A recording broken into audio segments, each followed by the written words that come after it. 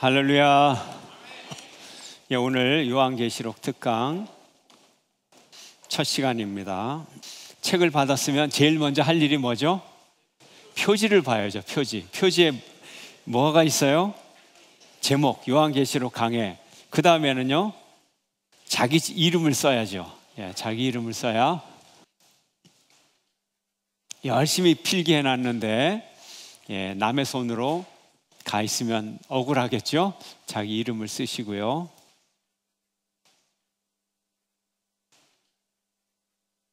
예, 이름 쓰시고 이제 2페이지로 넘어가겠습니다. 자, 요한계시록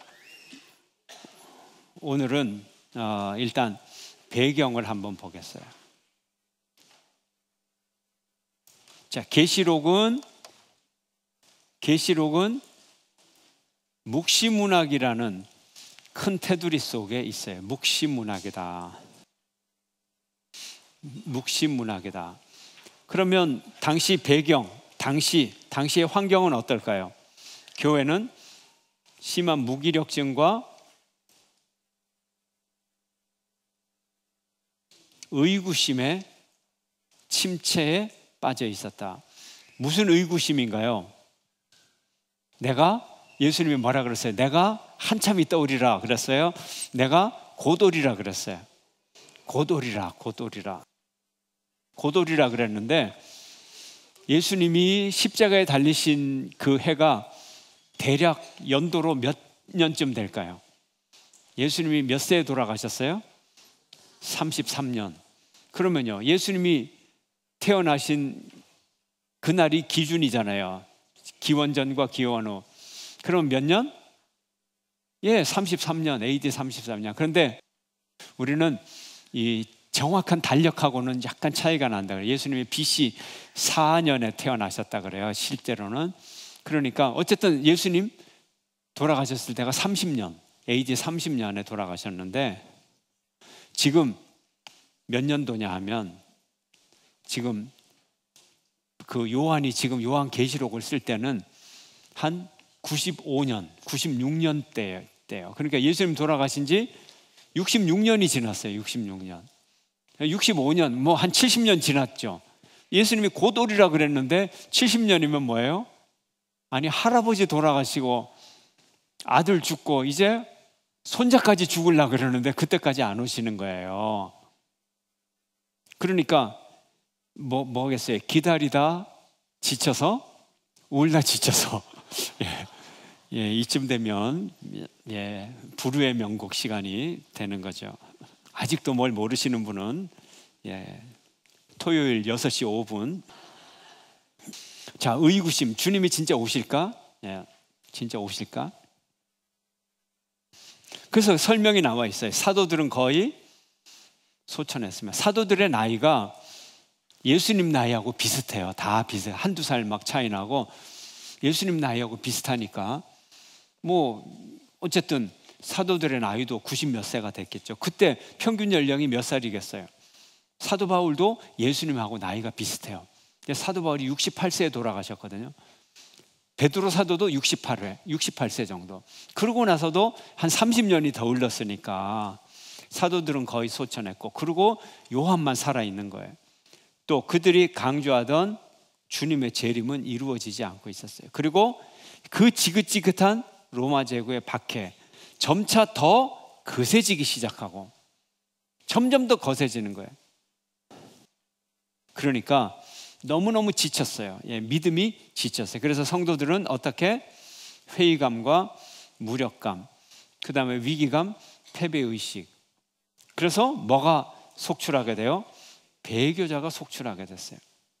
자, 이 같은 상황에서 계시록의 저자 사도 요한. 그러면 사도 요한은 어디에 유배가 가 있어요? 반모섬에 유배로 가 있어요.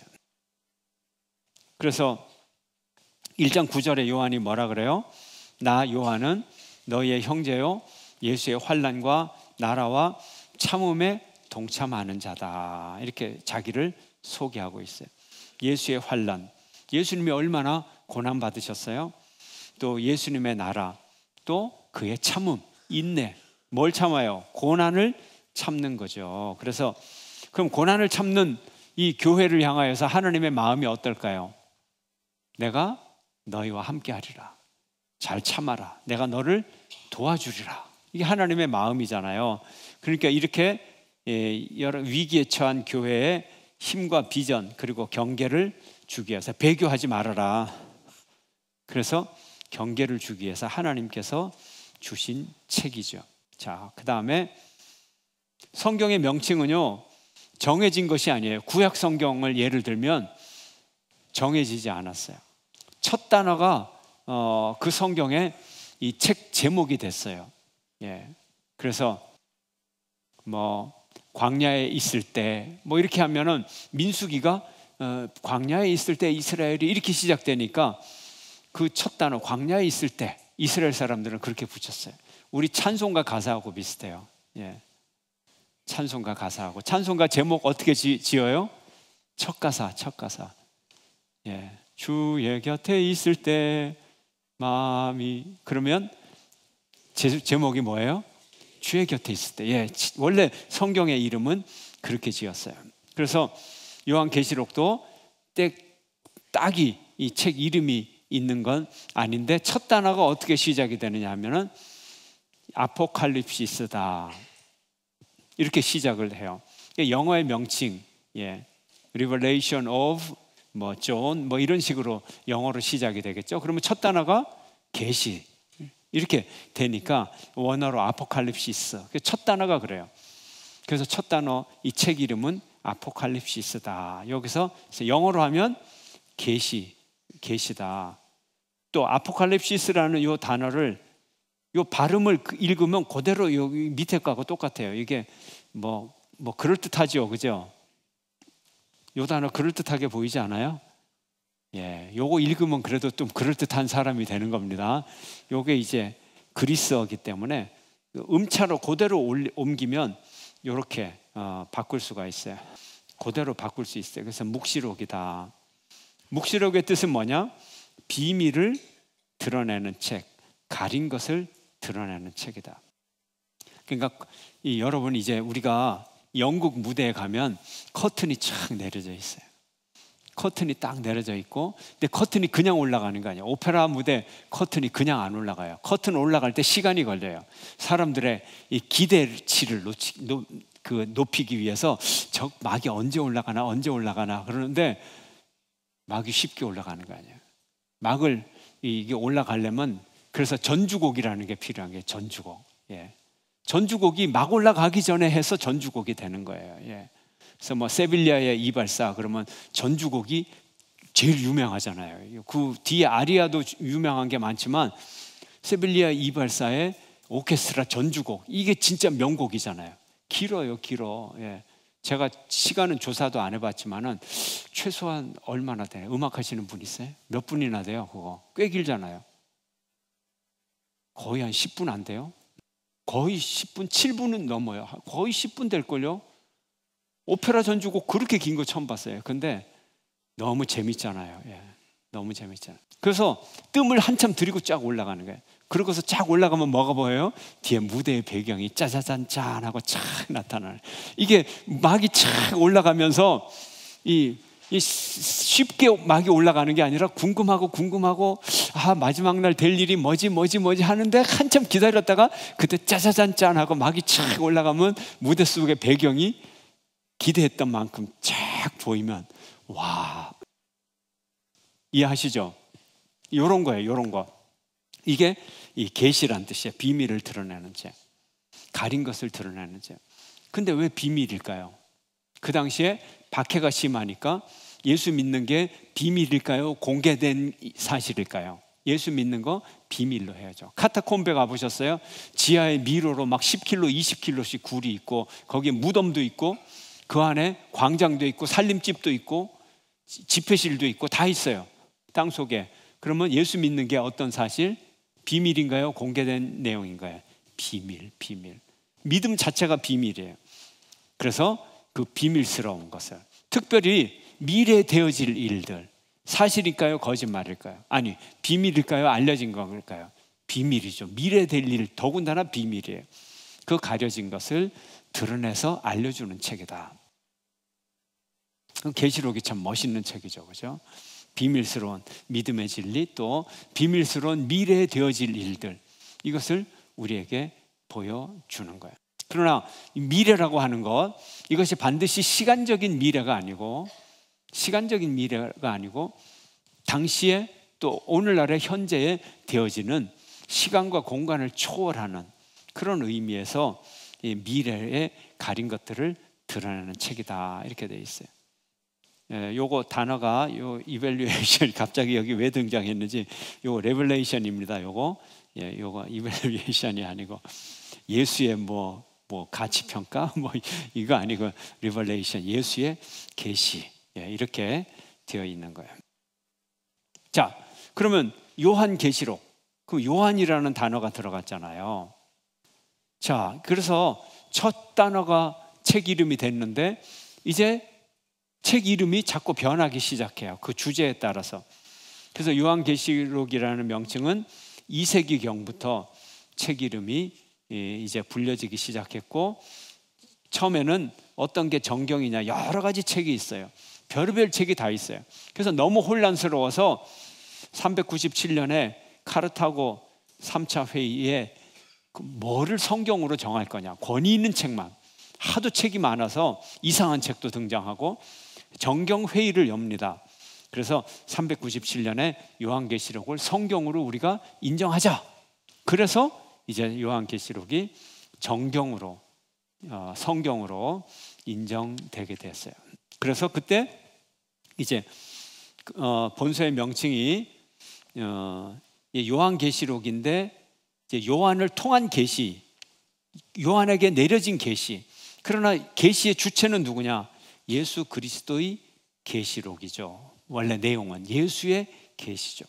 왜냐?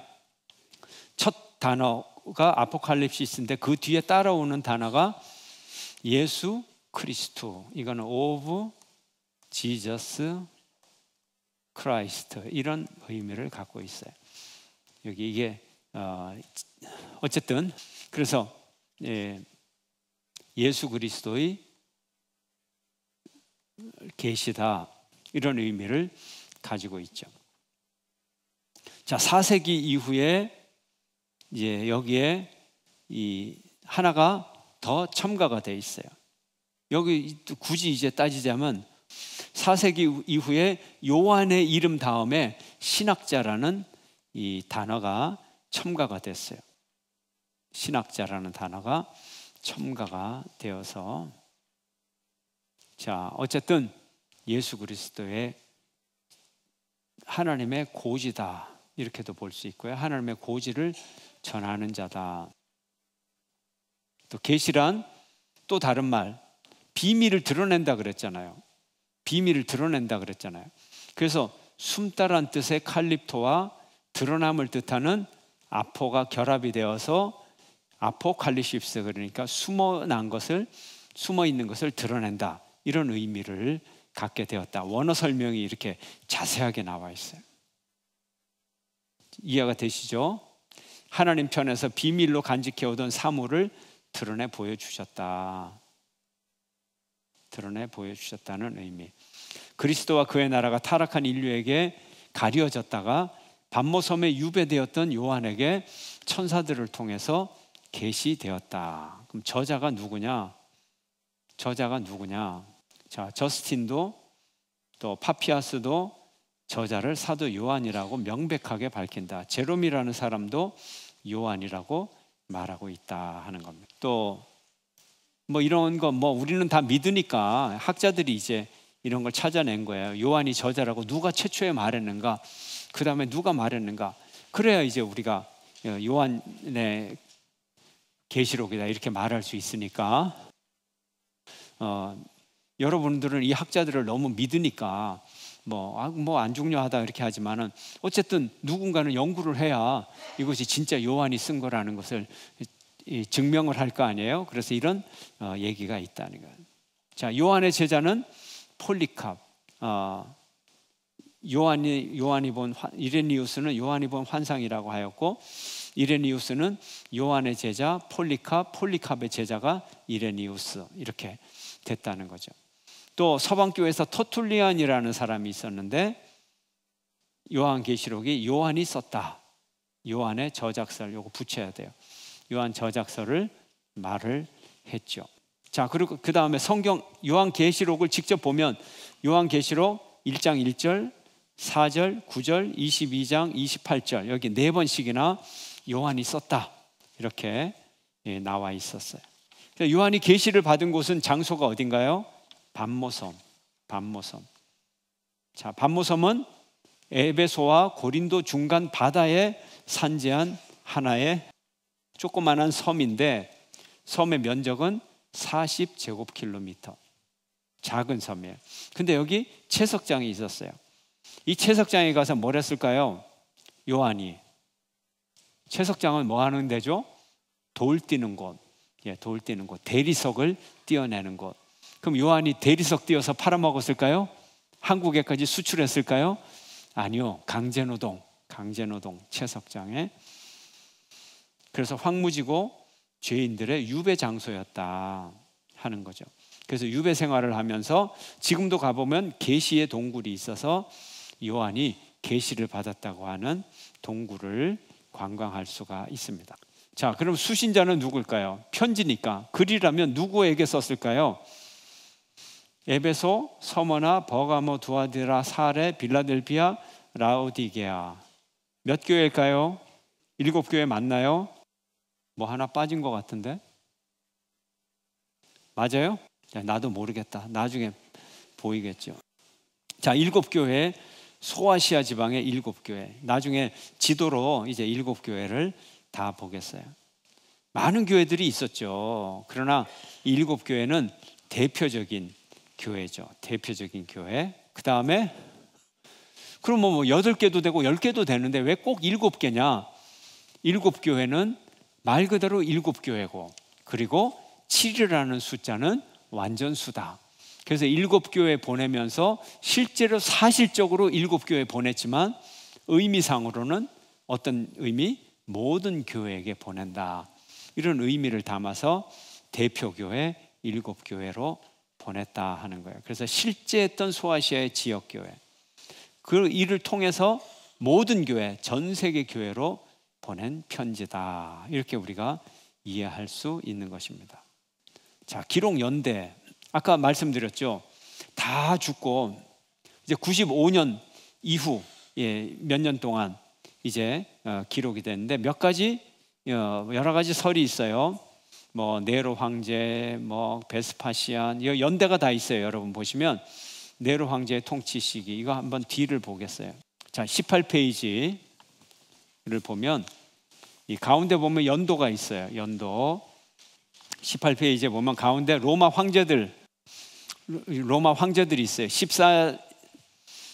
14년에서 30년까지 디베리오 뭐 이게 이름 부르기에 달렸어요. 뭐 디베리우스라고도 부르기도 하고 근데 이제 성경에는 디베리오라고 되어 있죠. 디베리우스라고도 부르기도 하고 디어미는요 나라마다 조금씩 달라요. 디베리오 그다음에 37년에서 41년 갈리굴라.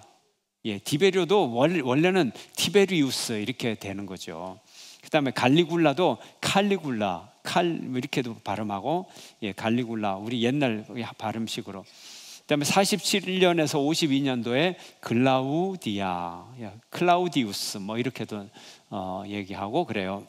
자, 네로가 54년도부터 64년까지 이후 69년까지 네로. 그 다음에 69년부터 70년 요거 잘못됐어요. 제가 이 도표를 직접 작성한 게 아니라 다른 사람이 만든 걸 그냥 갖다가 썼는데 오타가 이렇게 많은 줄을 몰랐어요. 그러면 18페이지를 내가 고쳐드릴게요. 자, 여기 보면 정말 엉망진창이에요. 이게 엉망이라도 진짜 많이 엉망이에요. 1번 이 짧은 시간에 이 2년이라는 기간 동안에 황제가 3명이나 바뀌었어요. 그래서 이름도 우리가 부르기에도 별로 좋은 이름이 아니에요. 뭐 이런 이름이 다 있어요. 갈비도 아니고 뭐 갈비는 뜯어먹기나 하지 뭐 유익이 있어요. 갈바. 그 다음에 오토. 오토란 이름 뭐 서양 이름에 많죠. 오토. 세 번째 이름으로는 이게 이제 비텔리우스예요. 비텔리우스. 이런 세 왕이 있어요. 이런 이제 이 격변의 시기를 지나서 이것도 이제 뭔가 그 글자가 뒤바뀌었는데 베스파시안. 70년부터 79년 여기 베스파시안입니다. 파사 안베스가 아니라 베스파시안. 그 다음에 이제 81년도까지 디도라고 말하지만 티투스, 일반적으로 티투스라고 말하죠. 그 다음에 이제 81년에서 96년까지를 도미티안이다, 도미티아누스 이렇게도 말하고 도미티안이다. 여기도 글자가 막 뒤죽박죽이 됐는데 이게 요한의 의한, 요한의 이렇게 하면 되겠다. 요한에 의해서 서신서 기록 이렇게 고치시면 되겠습니다. 그래서 여기 서신서가 먼저 기록이 되고 계시록이 나중에 기록이 되었다 이렇게 볼 수가 있어요. 연도가 여러분 짐작이 되죠. 자, 네로 황제의 박해. 네로가 여기 박해를 했어요. 보세요. 마지막 끝나는 해가 69년도잖아요. 그죠?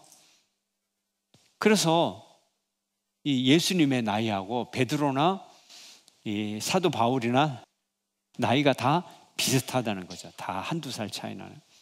그래서 네로 시대에 바울도 죽고 네로 시대에 사도 베드로도 죽고 다 이때쯤 죽었어요. 그러니까 지금 도미티안 황제 81년부터 96년이니까 실제로 여기 시차가 한 11년에서 12년 차이가 나는 거예요.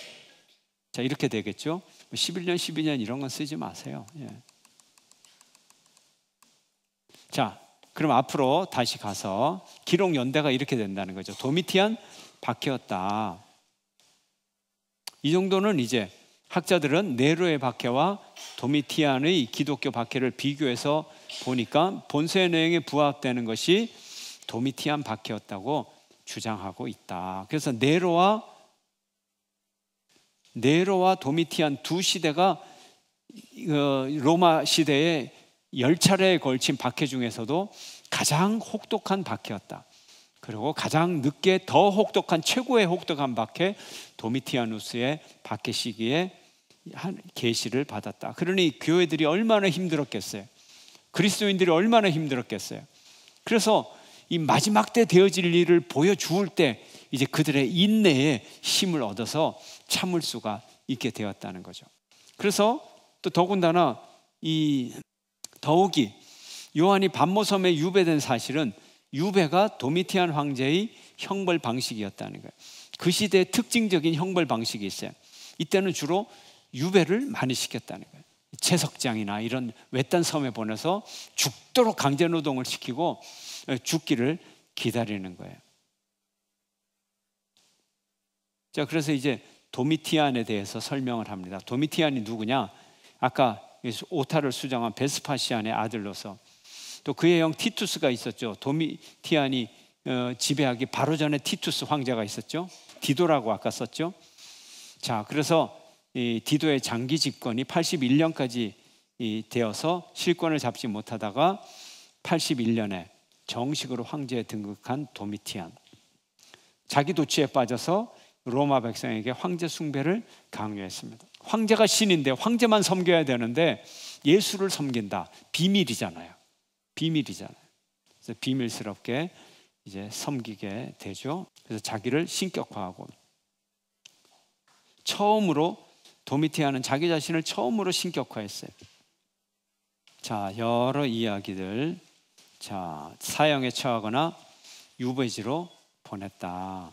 왜요? 눈에 보이는 황제를 숭배하지 않고 유대인의 성경을 받아들이기 때문에 또 그리스도 예수를 전하는 사람들 모두 잡아들여 사형 또는 유배를 시켰다 하는 거예요. 그래서 그는 유세비우스는 도미티안을 뭐라고 하느냐? 하나님에 대한 증오와 적의에 있어서 네로의 계승자. 아까 네로가 정말 하나님 백성들 증오하고 또 박해했는데 중간 황제들보다 더 박해를 해서 네로의 계승자다. 두 번째로 박해했던 자다. 이렇게 말을 했던 것입니다. 자, 기록 목적. 기록 목적은 교회 위기 상황 가운데 교회를 돕기 위한 거죠. 어떤 위기? 재림의 지연. 예수님이 안 오시는 거예요. 그 다음에 로마 제국의 박해. 그 다음에 또 교회 내부적으로 이단. 그 다음에 또 유대교의 위협. 또 로마 황제 숭배 종교가 협박을 해오고 결국 교회 존립이 흔들리고 있었습니다. 그래서 교회 생존이 문제가 됐어요. 생존이. 그러다 보니 미래에 대한 불확실성, 절망, 포기, 이런 일들, 이런 상황 속에서 뭐가 필요해요? 격려가 필요하고 한면으로는 배교하면 안 된다. 경고가 필요하게 되었던 것입니다. 그래서 결국은 어떻게 될까요? 세상의 권세는 어떻게 될까요? 한번 읽어볼까요? 시작. 세상의 권세는 패배할 것입니다. 따라서 성도들에게는 영원한 천국이 분명히 주어질 것이므로 믿음과 인내로 신앙을 지키고 하나님께 충성할 것을 강조하는 것입니다. 그래서 예언의 말씀을 읽는 자와 듣는 자들과 그 가운데 기록한 것을 지키는 자들이 복이 있나니 때가 가까움이라고 서두에 강조를 합니다. 계시록은 성경의 결론인 셈입니다. 계시록이 성경의 맨 끝에 있어요. 그리고 종말의 사건을 다루었어요. 스토리적으로 성경 전체 스토리로 볼 때도 창세기는 제1권이고 요한계시록은 제일 마지막이에요. 자, 다음에도 함께 읽겠습니다. 여기도 함께 시작. 그리스도의 언약과 재림은 반드시 이루어질 것이다. 요한계시록에 수록된 아시아 교회들에 대한 모든 권면은 그리스도의 출현에 관계된 구절로서 묘사되었으며 내가 속히 임하리니 라는 구절이 3번이나 반복되어 나타납니다. 따라서 본서의 목적은 위로와 격려와 권면이고 중심 주제는 바로 그리스도의 재림에 대한 준비라 할 수 있습니다. 너희들이 기다리기에 지쳤느냐? 그러나 내가 곧 오리라. 역시 속히 임하리라. 이제는 정말 속히 임하리라. 재림에 대한 준비를 해라. 이렇게 말하고 있습니다. 계시록의 특징이 있어요. 보면 첫 번째 특징은 뭐냐면 상징과 숫자로 엮여진 신비한 책이에요. 계시 전체가 상징이고 상징적인 역할을 합니다. 사실은 이 계시니까 요즘 말로 하면 어디서 봤을까요? 눈을 뜨고 계시를 보나요? 꿈속에서 보나요? 꿈속에서 보죠. 꿈속에서 촥 이제 이 용도 보고 뭐 마귀도 보고 다 보잖아요. 꿈속에서 보는 거예요. 옛날에 요즘같이 애니메이션이 있고 그러면 얼마나 좋아요. 요즘같이 애니메이션이 있으면 5만 가지 다 표현하잖아요. 또 요즘 뭐예요? 게임 캐릭터들, 없는 캐릭터들 만들어가지고 너무 리얼하게 막 나오는데 바로 요한계시록이 그런 거예요. 그런 거. 그렇게 생각하시면 돼요. 근데 그거를 글로 표현했으니까 이런 요한계시록, 묵시록의 형태가 되는 거죠. 그래서 계시록은 영적인 부호, 상징과 부호로 가득 차 있어요. 그래서 이 계시록을 오해하기도 했어요. 난해한 미신적인 책, 뭐 이런 식으로 외면하기도 했는데 이거는 잘못 말한 거죠. 자기가 이해를 하기가 어렵다는 건데 결코 이해가 어려운 것도 아니다 하는 거예요. 결코 어려운 것도 아니다 하는 거예요. 그래서 그러나 분명히 해석하기 난해한 책은 틀림없어요. 우리가 복음서는 그냥 읽으면 되잖아요. 줄거리 그냥 따라가면 되잖아요. 근데 이 요한계시록은 해석에 그렇게 쉽게 해석은 안 되는 거예요. 그러나 길이 있어요. 잘 보세요. 더군다나 난해하니까 이단 사이비 종교의 경전처럼 악용되기도 한다는 거예요. 자, 상징과 숫자로 가득 차 있고 두 번째 특징은 선과 악이 투쟁하는 이원적 체제로 돼 있어요. 선과 악, 선의 세력, 악의 세력. 뭐 요즘 뭐 영화도 그렇대요. 그거 뭐예요? 마블 영화 보면 선과 악이 딱 나와 있잖아요. 딱 구별되잖아요. 선한 쪽은 지구를 방해해야 되고 악한 쪽은 우주에서 날아온 악의 세력이 되는 거예요. 자, 그 다음에 세 번째 특징은 당시 상황, 상징적 요소. 문장이 특이하다. 당시의 상황과 상징적 요소 그리고 이원화된 주제의 대비로 인해서 문장이 특이하다. 왜요? 요한이 받은 계시로서 환상에 심취된 환상이에요. 환상. 현실이 아니에요. 그러나 이 속에 메시지가 있는 거죠. 이 속에 또 묵신문학의 제한된 체계에 맞춰야 되는 이중적인 부담 때문에 이런 일들이 있을 것이다 하는 거예요. 자, 신학적인 특징은 뭐냐? 말세적이고 내세적이고 개인적이다. 또 전편이 그리스도 중심으로 구성되어 있다. 자, 요한계시록은 그리스도 중심. 예수님이 오시기 전에 유대 묵신문학은요, 하나님 중심. 그럴 수밖에 없죠. 유대 묵신문학은 예수님 오시기 전의 문학이에요. 그래서 하나님 중심으로 되어 있어요. 그리고 예수 그리스도의 순환이 일찍 죽임당한 하나님의 어린 양으로 강조되어 있어요. 이것이 일반적인 유대 묵신문학과는 차이가 있죠. 기독교적인 묵신문학이기 때문에. 자, 넘어가겠습니다. 자, 니골라와 니골라당. 니골라를 한번 보죠. 집사 니골라. 자, 집사는 누구예요? 사도행전에 나오는 7명의 집사. 헬라파입니까? 유대파입니까? 예? 헬라파예요. 헬라파. 제가 질문을 던질게요. 유대인들은 이 지구상에 두 가지 종류 사람이 있어요. 유대인과 우리 한국인에게도 두 가지 종류가 있죠.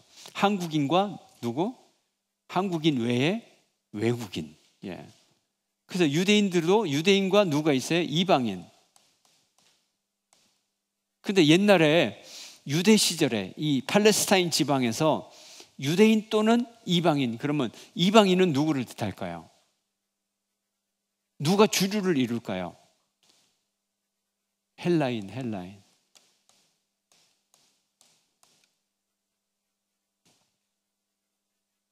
유대인 또는 헬라인, 이방인은 다 헬라인이에요. 왜 그럴까요? 자, 한국에서 말이 통하려면 외국인들이 뭘 해야 되나요? 한국어를 배우든지 뭘 해야 돼요? 가나에서 온 사람이 자기네 지방 그 시골 사투리를 쓰면 말이 통해요, 안 통해요? 그럼 한국 가서 무슨 말 해야 돼? 한국어 모르면 영어 해야지. 영어. 불어하면 통하겠어요? 그러니까 유대 지방에서 유대인으로서 히브리어를 쓰든지, 히브리어 아니면 그 당시에 뭘 써야 돼요? 헬라어를 써야 돼요. 그래서 유대인 아니면 이방인이라는 명칭을 안 쓰고 유대인 아니면 누구?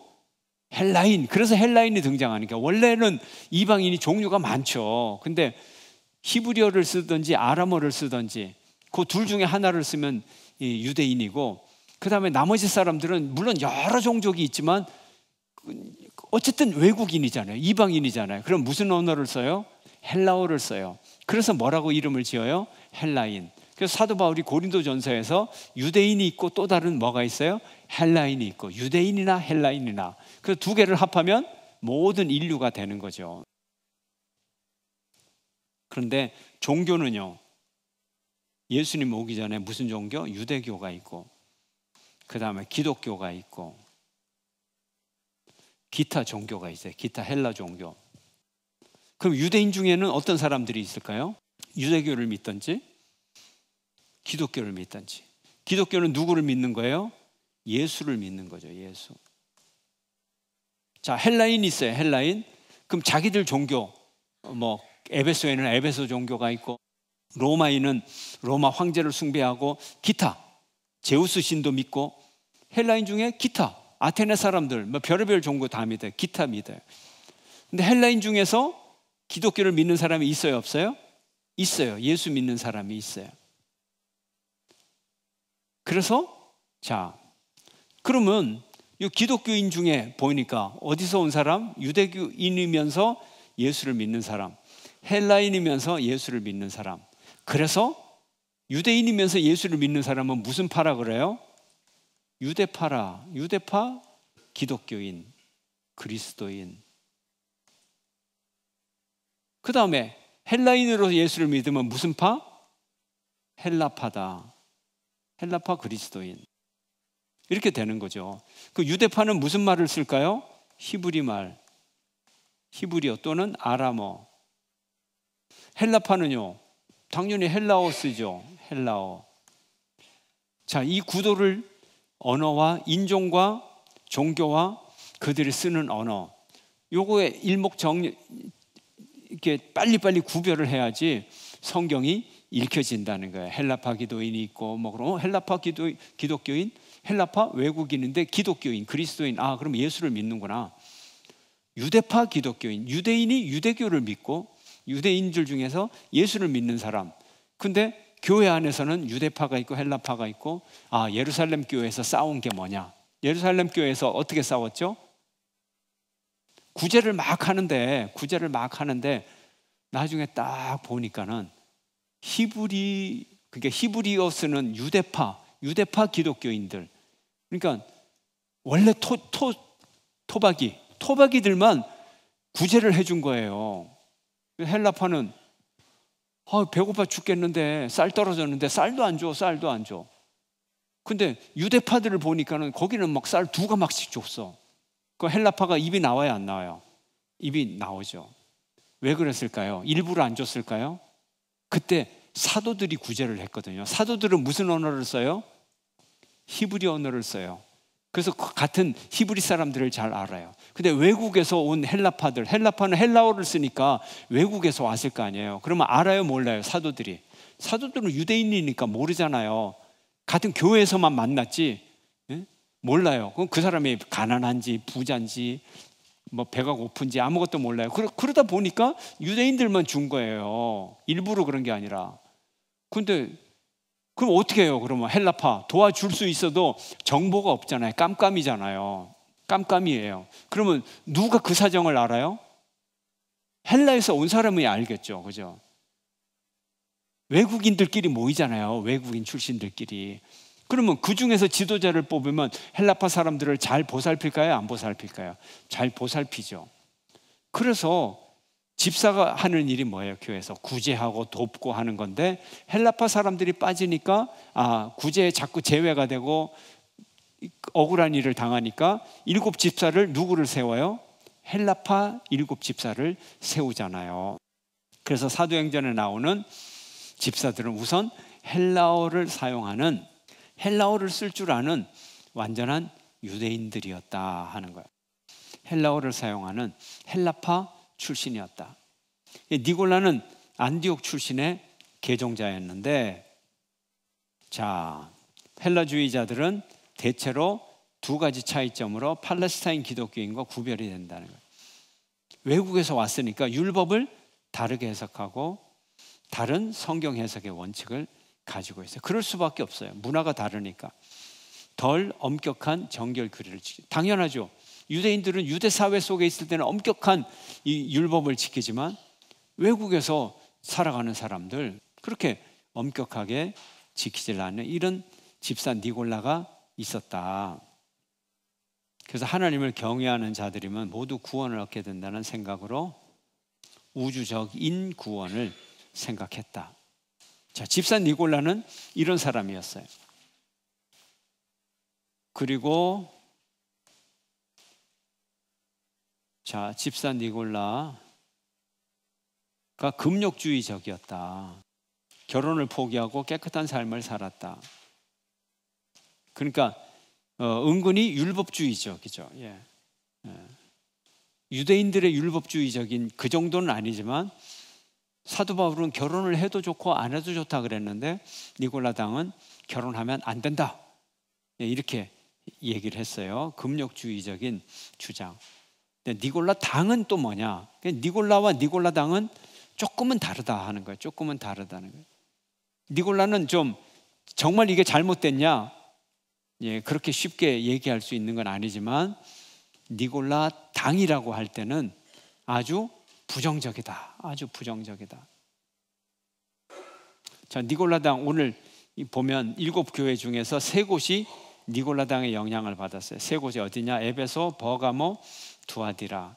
그래서 니골라 당이 하는 짓이 이세벨이 하는 짓, 구약의 아합의 왕비 이세벨이 하는 짓만큼 아주 문제 많은 그런 일들을 했다.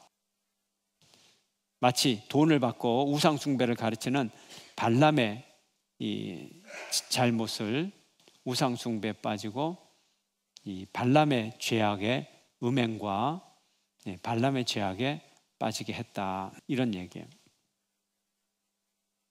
자, 이세벨, 그건 아주 타락한 인간이죠.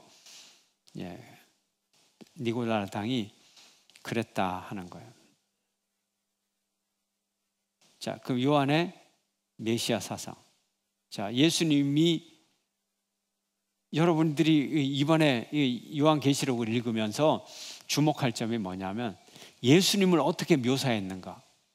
예수님을 어떻게 묘사했는가? 계시록 5장 5절에 유대지파의 한번 읽어볼까요? 시작. 유대지파의 사자 다윗의 뿔이다. 또 어린 양 이렇게 나와 있고 밑에 봅시다.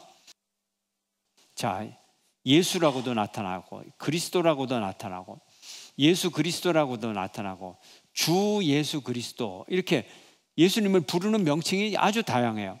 그 다음에 또 계시록 2장 18절에 하나님의 아들, 그 다음에 인자, 또 사람의 아들 또 이렇게 풀어나오기도 하고 또 어린 양, 죽은 자들 가운데서 먼저 나신 자, 거룩하고 진실한 자, 충성되고 참된 증인, 다윗의 뿌리요 자손, 광명한 새벽별 이렇게 명칭이 굉장히 많이 등장하게 되죠. 이 모든 명칭을 보면 그리스도의 대속사역에 초점이 맞춰져 있어요. 그래서 어린 양이 강조되어 있어요. 어린 양. 그래서 계시록의 이 상징, 예수의 상징 대표적인 것이 어린 양. 그래서 유럽의 교회를 가면 이 교회 문 위에 이렇게 삼각형으로 된데 양 한 마리가 그려져 있는 경우가 많아요. 다 토실토실하게 꼬불꼬불하게 이 털이 감긴 어린 양의 모습, 귀여운 모습을 많이 그려놓고 있죠. 자, 아까 요한계시록은 묵신문학이라 그랬어요. 묵신문학은 옛날에 유대교의 한 문학의 특징이었어요. 이것은 BC 2세기에서 BC 1세기 사이에 성경 세계에서 번창했던 그런 문학의 형태입니다. 쭉 넘어가서요. 묵신문학의 특징은 종말론적이고 이원론적이고 엄격한 결정론이다. 이렇게 얘기를 할 수 있고요. 묵신문학의 문학적 특징은 상징적 언어 및 숫자, 아까 계시록하고도 비슷하죠. 또 거의 익명이었고요. 이 점에서도 비슷합니다. 동물의 모양, 다른 형태로 나타나 있어요. 그래서 요한계시록은 나중에 기록된 거고 묵신문학은 유대 묵신문학인데 공통점이 있는 거죠. 공통점. 자, 상징적이고 또 환상을 많이 다뤘고 이 시대의 종말과 새 세계의 극적인 도래 이런 것, 새하늘과 새 땅이 하늘로서 내려오는 모습 이런 모습 잘 보여주고 있고요. 또 악한 시대를 위한 위로의 책이다. 악한 세대를 위한 위로의 책. 물론 우리가 세상에서도요 너무 극단적으로 어려우면 황당한 그런 이 구원론이 많아요. 그런 경우가 많고, 자 여기 보면 박해받는 성도들과 박해자들, 그리스도와 적그리스도, 하나님과 마귀 사이에 벌어지는 우주적인 투쟁에 관한 장엄한 회화적 언어들의 박진감 이런 걸 느낄 수 있어요. 예, 우리가 요즘 애니메이션이나 그런 영화에서 이 과학 그런 영화에서 보면 막 정신 없잖아요.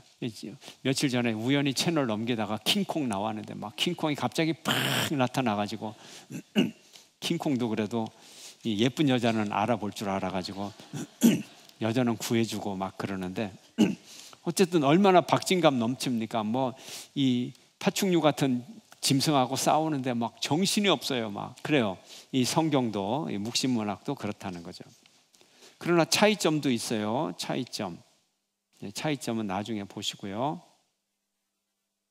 요한계시록의 역사와 시간 16페이지. 요한계시록은 그리스도를 누구로 봤어요? 만주의 주, 만왕의 왕으로 증언하려고 하는 거예요. 증언하려고 합니다. 자, 그런데 이 예수님을 만주의 주, 만왕의 왕으로 증언하는 건데 이런 태도는 안 좋다는 거예요. 세상 종말에 관한 정확한 시간을 나타내서 계산해낼 어떤 근거들을 찾으려 한다면 이거는 잘못된 거예요. 예수님 오실 시간을 계산해낼 수가 없어요. 근데 계시록을 보고 어떤 사람들은 계산해요. 뭐 2때 반이다, 3때 반이다. 그러면 이게 한때가 뭐냐? 자기식으로 가정을 세워요. 한때가 3년, 3때 반 그러면 3년 반인가? 그래서 그것도 하면 또 3때 반 그러면 3.5 더하기 3.5 그러면 7년이고 천년왕국이 있다 그랬으니 곱하기 더하기 1000이고 이렇게 해서 계산해가지고 이제 이 지구의 종말이 몇 년도에 올 것이다. 그렇게 계산을 해요. 근데 대부분 계산을 하면 한 2000년 그쯤 걸리고요. 그 사람들의 계산법이 있어서 그럼 지구의 종말은 벌써 왔어야 해요. 왔어야 하는데 아직 안 오고 있죠. 그래서 시기를 계산해내는 거 이건 전혀 틀린 거예요. 뜻을 몰라요. 예. 그래서 3년 반 더하기 7 무슨 뜻일까요? 3년 반은 뒤에도 나오지만 셋대 반 뭐 이렇게 나오지만 셋대 반의 의미는 뭐냐면 7은 완전한 숫자예요.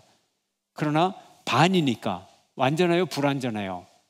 불완전하죠. 그러면 무슨 의미를 갖고 있어요?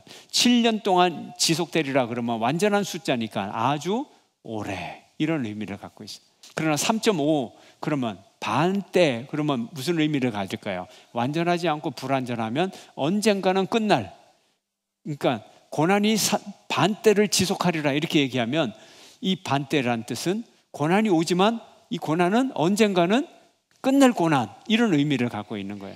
그럼 1000년이 지속되리라 그러면 무슨 뜻이에요? 달력으로 1000번 넘기면 1000년이 아니라 무슨 뜻이에요?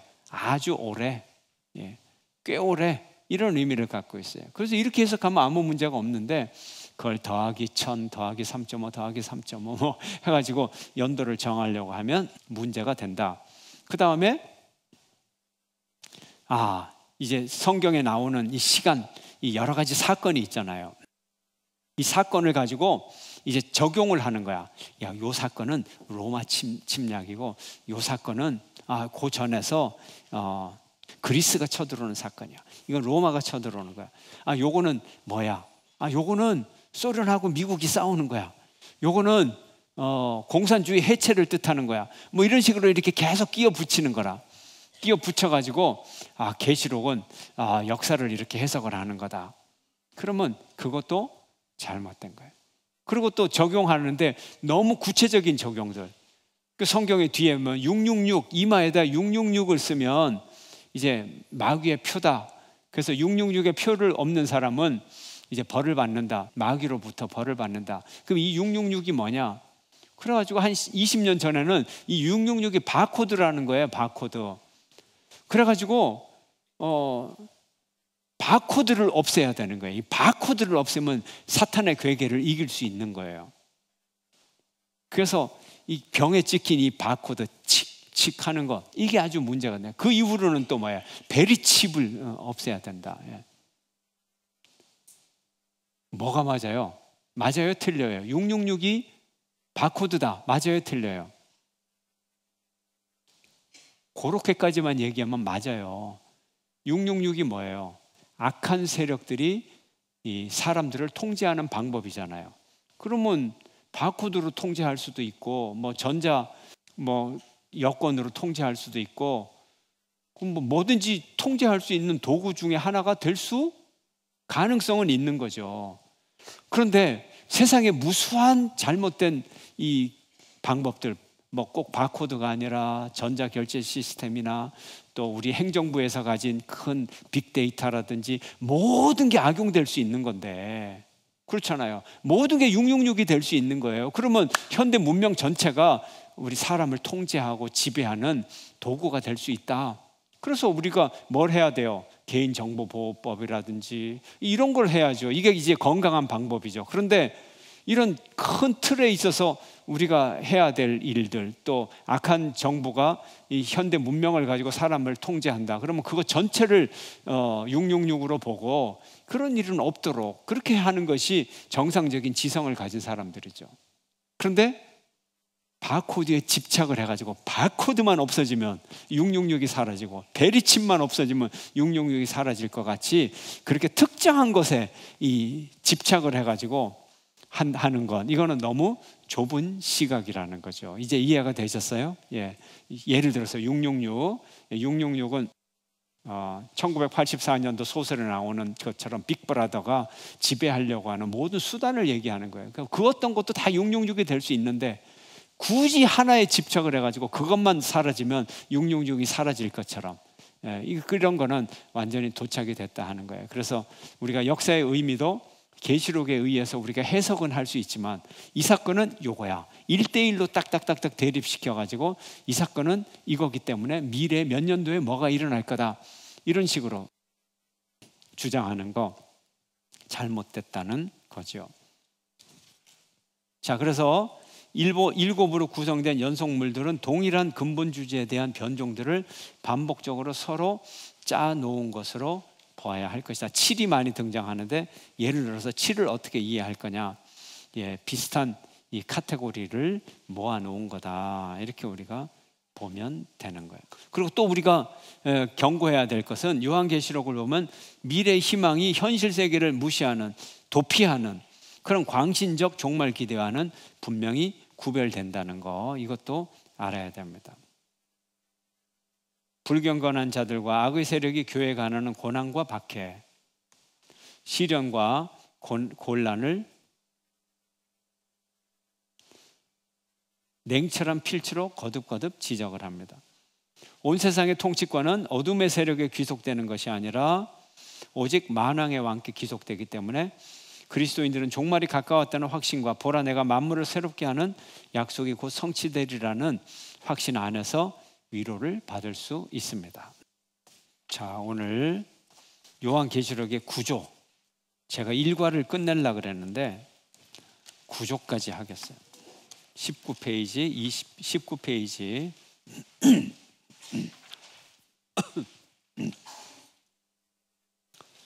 보면요, 이 앞에 제목, 이 작은 소주제들이 쭉 있어요. 그 다음에 본문이 있고, 근데 이 본문의 내용을 보면 하나의 이 드라마, 큰 드라마로 볼 수 있어요. 그래서 여러 이제 장면이 나타나게 되는데, 첫 번째 1장 1절에서 예수님이 나타나요. 1장 20절까지. 자, 제목이 뭐예요? 드라마의 주인공. 주인공은 누구다? 예수 그리스도다. 첫 번째 장면은 뭘까요? 7교회. 그러면 첫 번째 장면 교회. 여러분 오페라로 생각하세요. 연극 무대. 제1장면 뒷배경이 교회, 7교회. 비고란에 보면 7교회 이렇게 써져 있어요. 다 둘째 장면은요, 계시를 받으면서 꿈속에서 어디로 올라가요? 하늘의 장면에 하늘에 탁 가보니까 뭐가 있어요? 11번 4장 1절부터 하늘에 뭐가 있어요? 보호자를 탁 보는 거예요.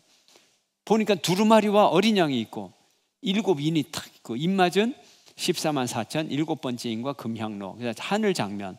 하늘 장면의 특징은 뭐예요? 하늘에 탁 가서 하늘에 딱 보니까 뭐가 있어요? 경배와 찬양. 하늘에 있는 보호자 앞에 경배와 찬양하는 무리들이 있어요. 그 다음에 두루마리와 어린 양, 또 경배와 찬양 두 번째 장면, 7 이내 줄거리가 나오고 경배와 찬양 세 번째 장면. 그래서 경배와 찬양이 왔다 갔다 하면서 이제 그 장면을 비춰주고 있어요. 그런데 장면을 보면 전체적으로 밑에까지 보니까 장면이 몇 개예요? 끝에 장면 7. 그럼 장면이 7개. 예. 그 장면의 이름 1번부터 한번 함께 읽겠어요. 장면 1 교회, 장면 2 하늘, 장면 3 세상, 장면 4 적, 장면 5 장면 6 장면 7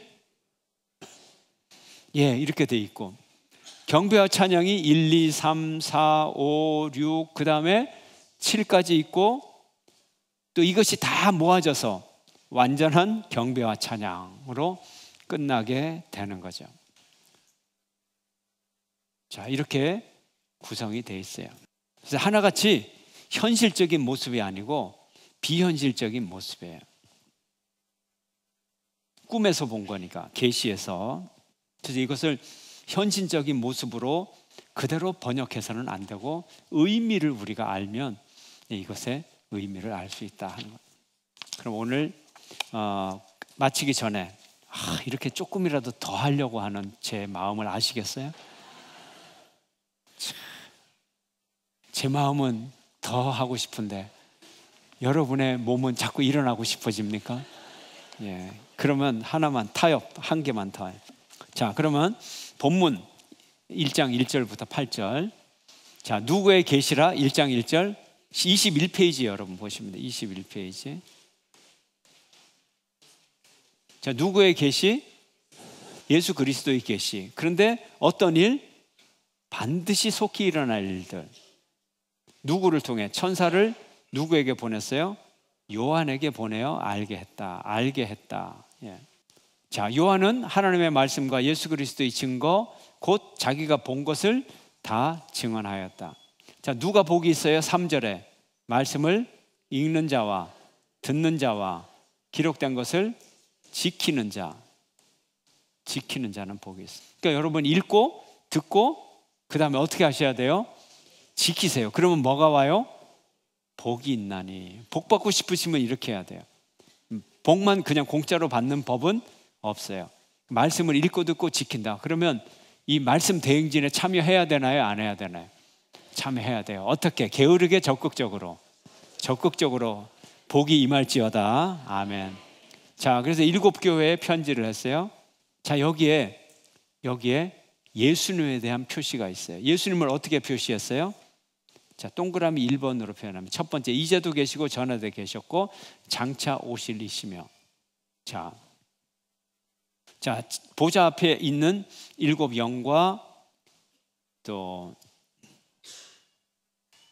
충성된 증인으로 죽은 자 가운데 충성된 증인으로 두 번째 충성된 증인. 그다음에 세 번째는 죽은 자들 가운데서 먼저 나시고. 그죠? 이게 예수님의 묘사죠. 네 번째는 뭐라고 돼 있어요? 땅의 임금들의 머리가 되신 분이다. 벌써 예수님에 대해서 4가지나 표현이 돼 있어요. 그 다음에는요. 그 다음에 우리를 사랑하시는 분. 사랑하사 한꺼번에 하죠. 사랑하사 그의 피로 우리 죄를 해방하신 분. 5번째. 그 다음에 또 하나님을 위하여 우리를 나라와 제사장으로 삼으신 분. 6번째. 그 다음에 7절에 어떤 분? 구름을 타고 오시는 분. 7번째.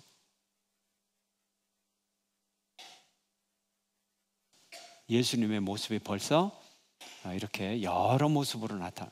또 7 교회를 설명할 때도 그 교회에 딱 맞는 캐릭터로 예수님을 소개를 하죠. 그래서 여러분에게는 예수가 누굽니까? 어떤 분이에요? 여러분에게 나타난 예수님 어떤 모습으로 나타나셨나요? 예수님의 모습을 한번 설명을 하시고 그려보시기를 바랍니다. 다 예수님은 우리의 상황 속에 가장 적절하게 예수님이 오셨어요. 위로자의 모습으로, 나와 함께 힘주시고 격려하시는 모습으로, 내 병을 고쳐주시는 모습으로, 내 고통을 함께 지탱하시는 모습으로, 묵묵히 쳐다보시는 모습으로, 또 격려의 말씀을 들려주시는 모습으로, 따뜻한 포옹을 해주시는 모습으로, 무언가 내게 향기로운 향기를 주시는 분으로, 여러 모습으로 우리에게 나타나십니다. 나타나셨다, 계시를 해주신 분입니다. 여러분에게 예수님께서 더 아름다운 모습으로 계시해 주실 줄을 믿습니다.